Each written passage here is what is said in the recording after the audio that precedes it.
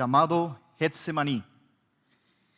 Estou convidando vocês a abrir a sua Bíblia, o Evangelho de Lucas, no capítulo 22, do versículo 39 até o versículo 51.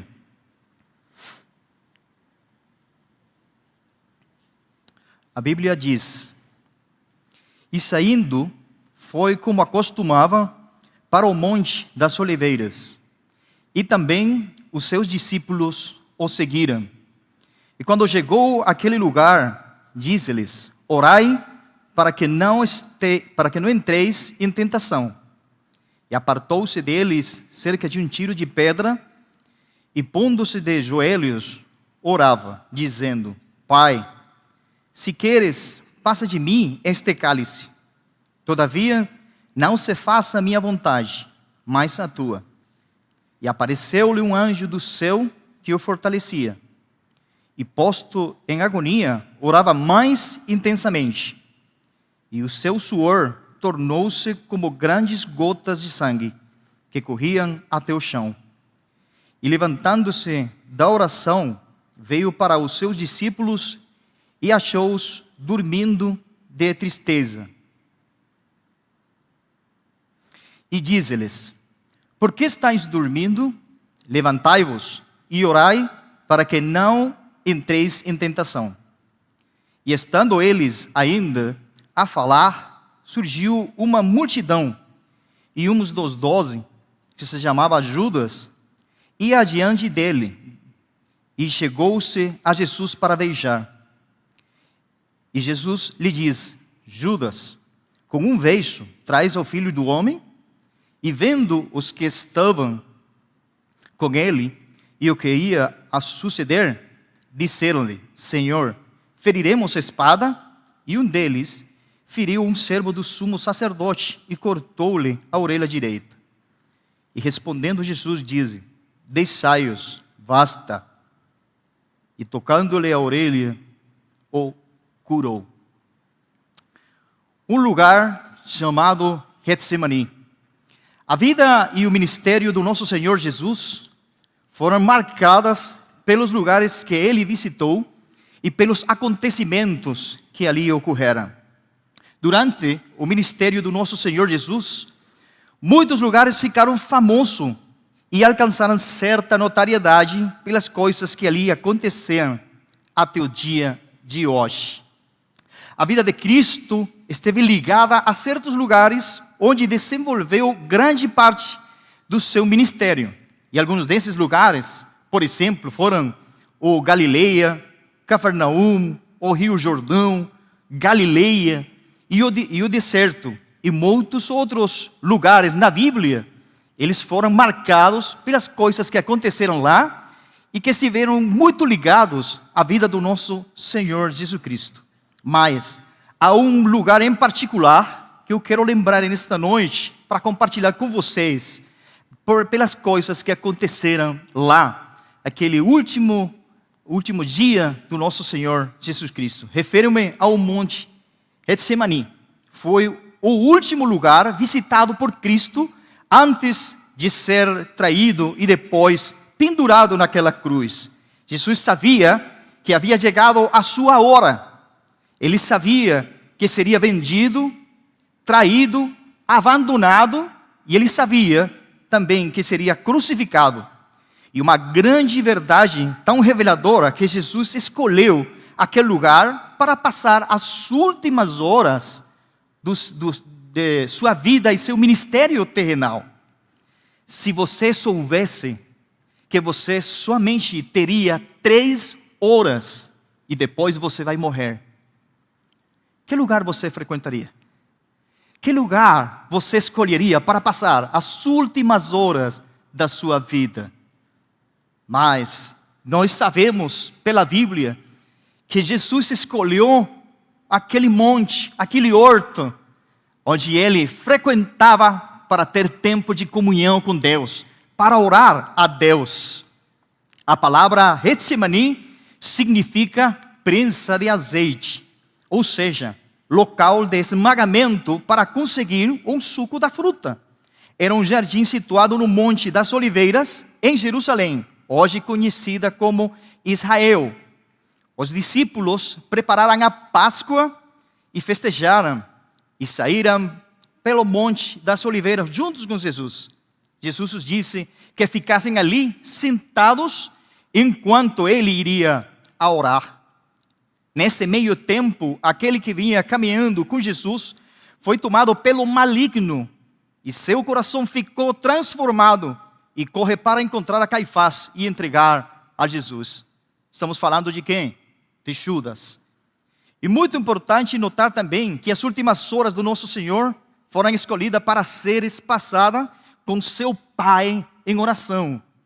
E Jesus também convidou a seus amigos, convidou a seus discípulos para que ficaram com ele as últimas horas da sua vida e do seu ministério terrenal. Jesus conhecia perfeitamente aquele jardim. A palavra que eu estou lendo aqui no Novo Testamento, ele fala que Jesus acostumava visitar o monte Getsemani. Ele conhecia o caminho da comunhão com seu Pai. E que bom para nós aprender dele, que nos momentos mais difíceis da nossa vida. Sabe por quê?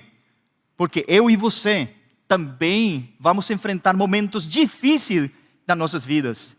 Quando você e eu estamos passando por momentos e lutas difíceis na nossa vida, qual é o lugar que você visita?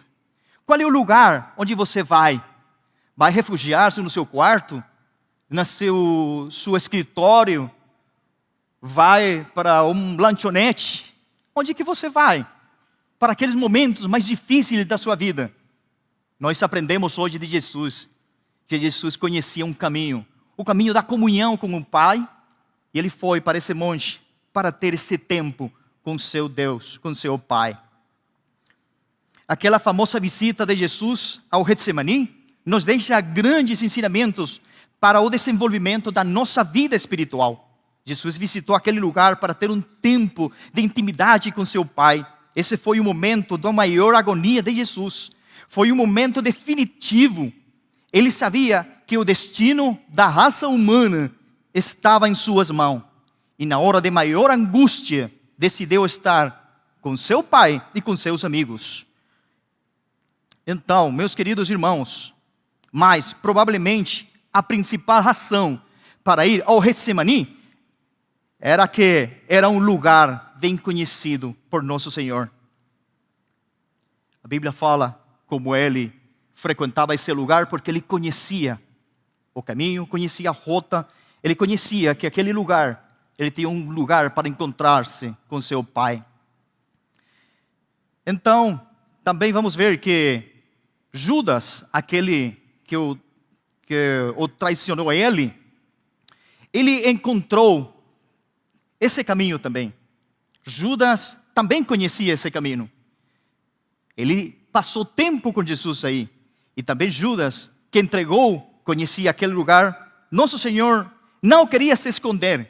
Ele não precisava ser perseguido como um ladrão ou ser procurado como um espião. Aquela noite foi sua última noite com seus amigos.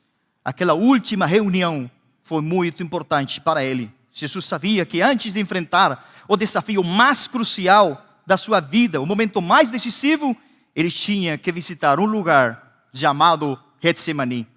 Não é um lugar qualquer, é um lugar conhecido, é um lugar querido para ele, é um lugar muito especial para ele. O Getsemani, que era um lugar visitado por ele em meio da agonia. Que lugar você visita também em sua agonia, em suas lutas, em suas situações personais? O Getsemani tornou-se o lugar emblemático da oração. Todos nós, sem dúvida, compartilhamos a ideia do que Getsemani é um lugar de oração. Se Jesus, sendo Deus, deu tanta importância à vida de oração, ele deu tanta importância à comunhão com Deus e ficou tempo em oração. A Bíblia fala que Jesus orava muito cedo, antes que saísse o sol, orava na tarde, orava à noite. Ele passava toda a noite orando. A vida de Jesus foi marcada por uma vida de oração. E nós conhecemos a vida de oração de Jesus, porque outros, os seus discípulos, eles conheciam a vida de oração de Jesus. Uma coisa importante que acontecia muito lá em Cuba, há muitos irmãos que eles gostam de oração.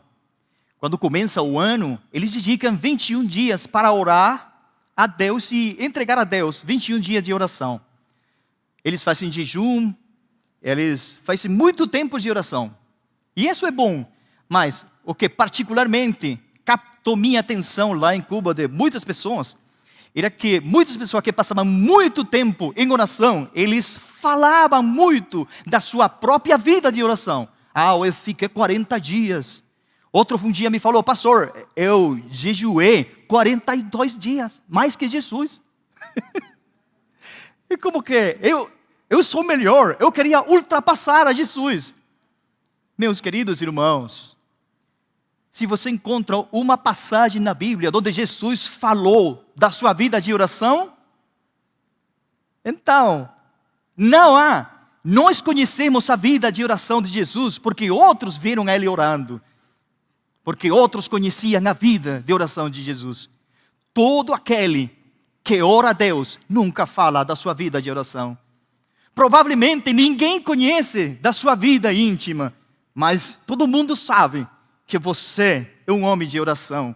Não é porque você fala da sua vida de oração, é porque você tem resultado, é porque sua vida demonstra que você visita um lugar chamado Getsemani.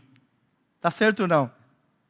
O Getsemani nos prepara para o caminho mais difícil da nossa vida. Mas quero falar uma coisa importante para você. O Getsemani não vai livrar você da sua cruz. Há muitas pessoas que querem frequentar um Getsemani para que sua vontade seja feita. Certo? Mas eu quero dizer, meu irmão, seu Getsemani não vai livrar você da sua cruz. Mas o Getsemani, ele vai capacitar você, vai treinar você para você assumir sua cruz com vontade, com vitória e com gozo na sua vida. Glória a Deus. Hebreus capítulo 12 e versículo 2 fala assim: olhando para Jesus, autor e consumador da fé, o qual, pelo gozo que lhe estava proposto, suportou a cruz. Tremendo. É bom. Imagina, Jesus sabia que o caminho que tinha da frente, um caminho doloroso, que vai sofrer por conta dos nossos pecados. Mas quando eu li essa passagem da Bíblia por primeira vez na minha vida, sendo um cristão muito novo na fé, eu entendi algo muito importante. É que um Getsemani, uma vida de oração, uma vida de comunhão com Deus, Ele me vai preparar, não para tirar da minha frente nossos problemas, nossas situações, nossa cruz. Pastor, minha cruz é muito pesada. Pastor, eu gostaria a cruz que tem o irmão Vitor. Vitor tem uma cruz maravilhosa, hermosa. Minha cruz é feia, é pesada, eu não consigo, pastor. Como eu gostaria a cruz que tem o meu irmão Valtão. Mas não é assim não. Nossa cruz está feita à nossa medida. Mas nosso Getsemani, nosso lugar de oração, esse vai capacitar você para enfrentar a cruz. Então, você e eu temos que visitar com frequência um lugar chamado Getsemani. E não estou falando de um lugar geográfico que nós temos que pegar um avião e ir lá até Israel. Não estou falando disso. Estou falando de um estilo de vida. Um Getsemani você pode fazer no seu carro, na sua oficina, em seu trabalho, na sua caminhada, em todo dia. Sua própria vida é um altar de oração para Deus. Então, nós temos que acostumar nossas vidas a morar, a viver em nosso Getsemani.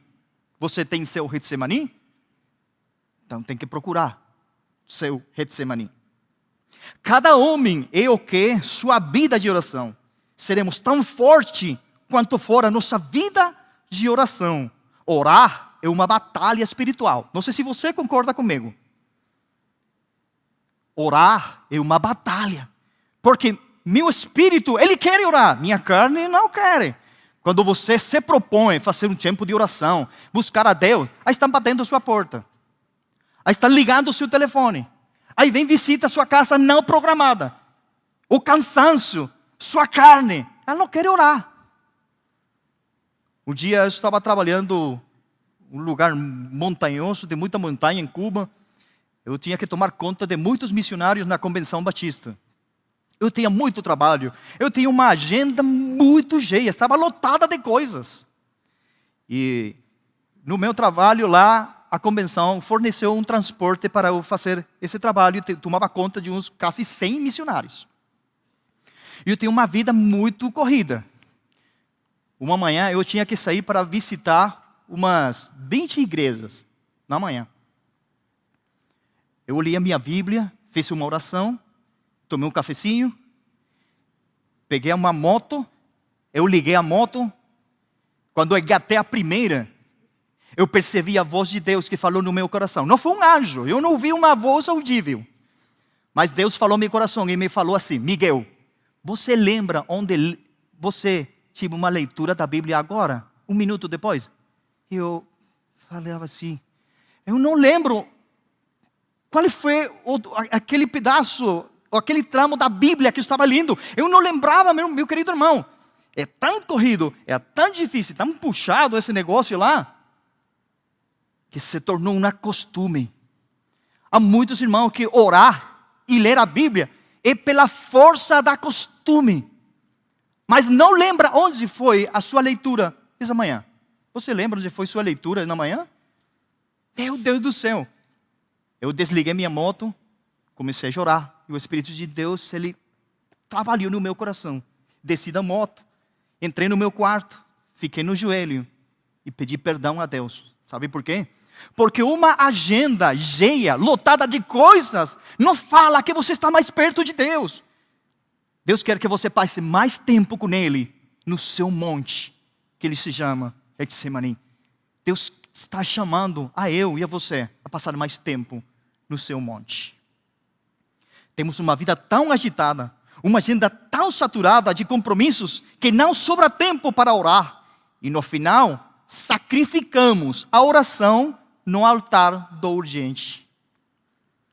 Para finalizar, eu quero deixar com você 4 bênçãos de ter seu Getsemane. 4 bênçãos de ter um Getsemane. Número 1, aí no Getsemane você pode ser você. Na intimidade, a sós com Deus, você pode ser você. Ali ninguém me vê, na privacidade, onde não posso falar nada além da verdade. Em Getsemane, onde não há aparência, onde meu coração ele está exposto diante de Deus. Aí eu sou sincero. Não posso ir lá com aparências, não posso ir lá com palavras rebuscadas. Quando nós temos tempos de oração na vida pública, eu lembrava um irmão da nossa igreja, que quando ele orava, eu falava, ai meu Deus do céu, eu não entendo nada do que ele está falando. Oh, gran Cordeiro de Deus, imolado por los séculos dos séculos, sempiterno Deus. E meu Deus do céu, eu rascava minha cabeça e não sabia o que estava acontecendo lá. Na sua intimidade, no seu Getsemane, você não pode ir assim com Deus. Você tem que ser sincero com Deus. Eu nunca ouvi, em 25 anos de pastorado na minha igreja, uma oração pública que falara assim, oh Deus, eu sou muito fraco. Eu pequei ontem com meus olhos. Eu mereço o inferno porque eu sou assim, assim, assado. Eu me sinto mal. Eu quero renunciar. Eu quero sair fora. Eu não quero voltar mais para a igreja. Pastor, você que tem muitos anos também na igreja, escutou uma oração pública assim? É difícil escutar tipos de oração assim. Mas quando você está na presença de Deus, você e Deus na sua presença, você pode ser você. Aí não vai falar com máscara. Você pode ser sincero com Deus. Seu coração fica exposto aí. Jesus pegou 3 dos seus discípulos mais próximos. Ele estava tão triste, a ponto de suar, disse a Bíblia, como grandes gotas de sangue. Jesus nunca se quebrou emocionalmente na frente dos seus discípulos.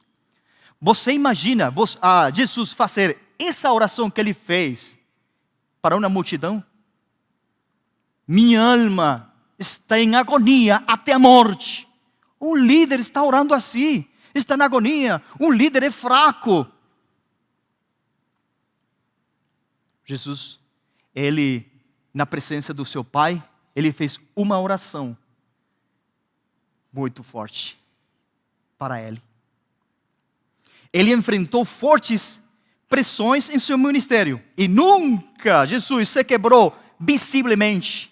Foi ali, no único lugar onde Jesus verbalizou seu estado de espírito e disse aos seus amigos: minha alma está muito triste até a morte. Fiquem aqui comigo. Você sabe, o estado do Espírito de Jesus nesse momento, ele é difícil.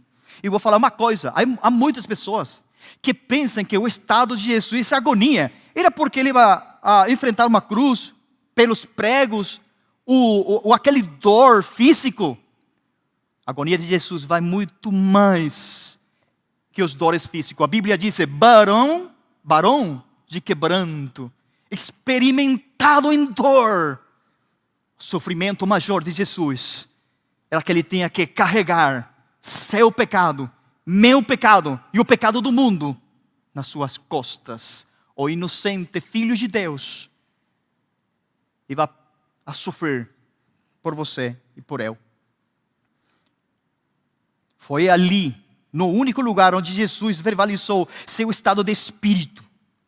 No Getsemani, a sós com o Pai, podemos ser sinceros e realmente dizer o que sentimos. Seja sincero com Deus. No seu Getsemani, fale com Ele. Como você se sente? O Senhor, o Pai, eu fui traído pelo meu melhor amigo. Deus, meu Deus, eu me sinto fraco hoje.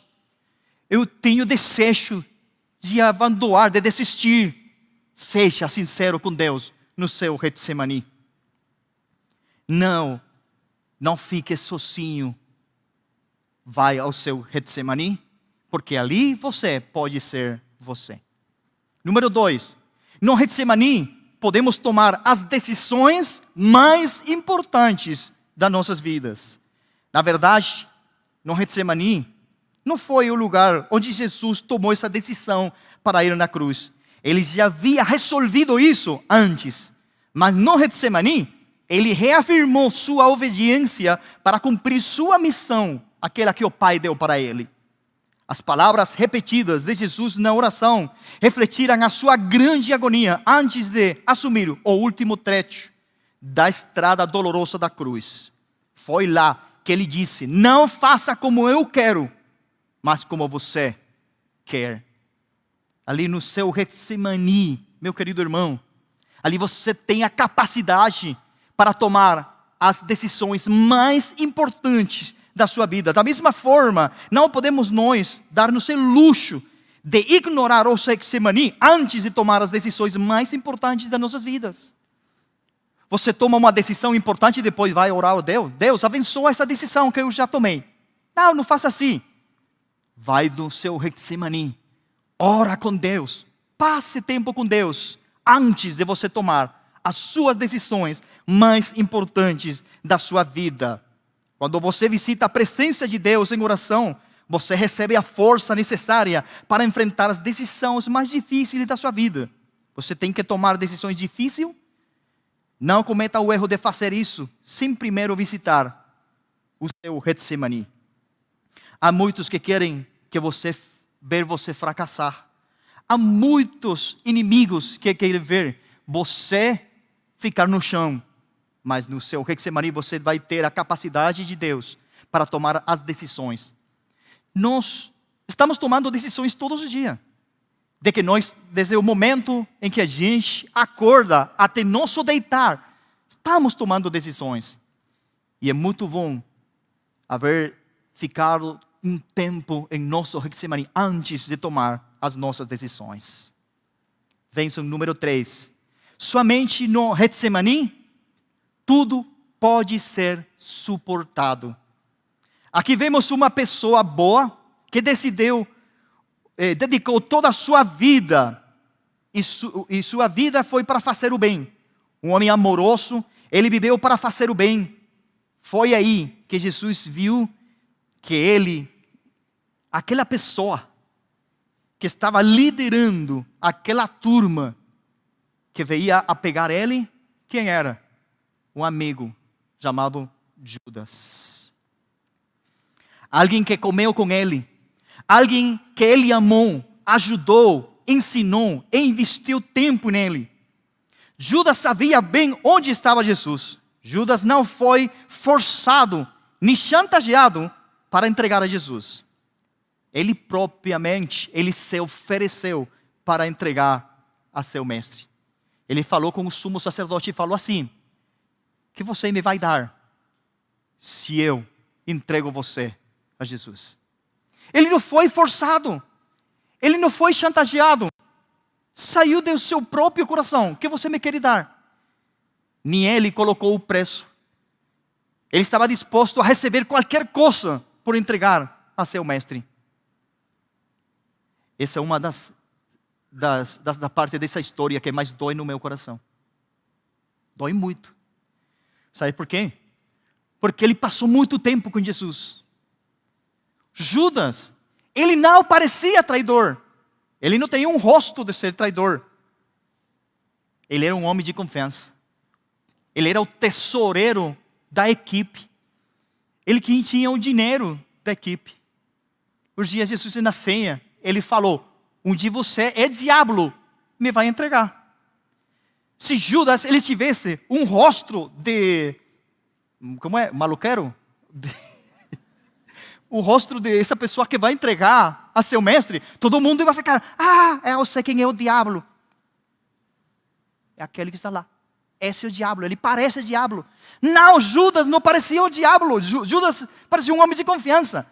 E quando Jesus falou esse negócio, um de vocês me vai entregar, e é diabo. Sabe o que falaram os discípulos? Todo mundo começou a se perguntar: sou eu? Sou eu? Sou eu? Ninguém olhou para Judas. Ele não parecia assim. Mas que difícil na vida. Uma pessoa que você amou, ajudou, investiu tempo, deu sua vida, deu um espaço na sua casa, deu um espaço na sua família. E depois ele vem na frente liderando a fofoca. Liderando aquela turma que veio pegar ele. E depois, com tanta hipocrisia, ele marcou e deu uma sinalização quem era Jesus, dando um beijo no mestre. É difícil, né? Mas outra coisa que enche meu coração de muita alegria nessa passagem é como Jesus pôs suportar. Você poderia suportar esse negócio? Ver aquele traidor, seu amigo, sua pessoa, aquele comer sua casa, liderando a fofoca? Quando Jesus veio de frente a Judas, ele falou assim: amigo, a que você veio? Com sinceridade, sendo honesto, eu acho que não poderia eu suportar uma coisa assim. Se eu veio a Judas diante de mim, eu não falo assim. Eu falo: picareta, eu vou torcer seu pescoço. Assim. Você está rindo, mas eu sei que você faria a mesma coisa também. Não, estou brincando. Eu sei que aqui todo mundo é santo. Todo mundo é santo. Impactou a minha vida aquela palavra de Jesus quando falou assim: amigo, a que você veio? Sou Deus. Sou aquele que tem um Getsemane na sua vida. Sou aquele que tem comunhão com Deus. Não é aquele que foi hoje e que foi ontem a ter um tempo de oração. É aquele que acostuma, é aquele que conhece o caminho da comunhão. É aquele que conhece o seu Pai, é aquele que está na oração, é aquele que está no seu Getsemani, que ali você é capacitado para suportar aquilo que é insuportável. Meu Deus, que bênção. Aquele que visita a presença de Deus em oração pode ter essa capacidade de suportar. Tem capacidade de fazer o bem e não o mal. Lembra essa história? Quando chegaram os guardas para pegar Jesus?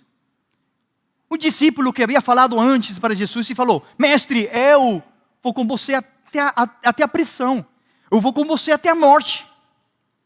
Ele pegou uma espada e falou: feriremos a espada, mestre? Mas ele não esperou a resposta. Não esperou a resposta. Ele pegou o facão e disse a Bíblia que cortou a orelha. Cortou a orelha de um guarda do sumo sacerdote. E a Bíblia fala, tem um detalhe: a orelha direita.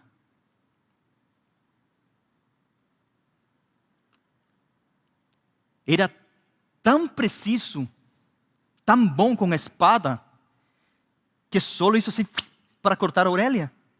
Eu acho que a intenção não foi cortar a orelha, senão cortar a cabeça. Porque aquele guarda tinha um treinamento que, e só cortou uma orelha. Porque cortou uma orelha assim, meu Deus do céu, tem que ser um samurai. Certo ou não? Tem que ser um samurai. Mas eu estou especulando, isso não disse a Bíblia, entendeu? Depois não vai a Bíblia. Mas pastor, não está na Bíblia, estou fazendo uma especulação. A ideia do Pedro é cortar a cabeça. Essa passagem tem tanto para compartilhar. Ninguém que passa tempo em seu Getsemani sai depois a cortar a orelha. Você entendeu esse negócio? Nenhuma pessoa que fala que tem um Getsemani, que tem tempo com Deus, que tem comunhão com Deus, sai a cortar a orelha a qualquer pessoa. Mundo. Eu já vi reuniões evangélicas, tempo de jejum e oração. Uns irmãos aí chorando, e com as mãos para o céu. Meu Deus, Deus, meu Deus, minha vida é sua, meu querido Deus. Depois que saem daí, chegam na sua casa e falam para o marido: você é um diabo. E depois andam cortando a orelha dos irmãos. Quem passa tempo no seu Getsemani não anda cortando a orelha a ninguém. Quem fica tempo no seu Getsemani, ele devolve a orelha a seu lugar. Não é quem corta a orelha. Quem foi que devolveu a orelha a seu lugar? O Senhor Jesus. Ele repreendeu a seu discípulo e tocou a orelha do Malco, aquele guarda. E que disse a Bíblia que aconteceu? Disse, curou a orelha. Na verdade, quem passa tempo no Getsemani não corta a orelha, mas cura a herida. Você vai conhecer quem são aqueles que passam tempo no Getsemani. São aqueles que sempre andam fazendo a paz, mediando entre os irmãos, curando heridas. E aquele que vai perto de você e vê você desanimado e fala: meu irmão, está tudo bem? Estou orando por você. A Bíblia diz, tem uma palavra de Deus para você. Você está precisando de alguma coisa? Pode contar com minhas costas, que eu vou dar um abraço para você. Essa pessoa é aquela que passa tempo no seu Getsemani. E no final, número 4, Getsemani é um lugar onde Deus envia sua provisão. Na passagem paralela que eu li, a Bíblia fala que um anjo do Senhor veio para fortalecê-lo. Glória a Deus. O Getsemani é um lugar onde Deus envia sua ajuda quando sabe que estamos necessitados.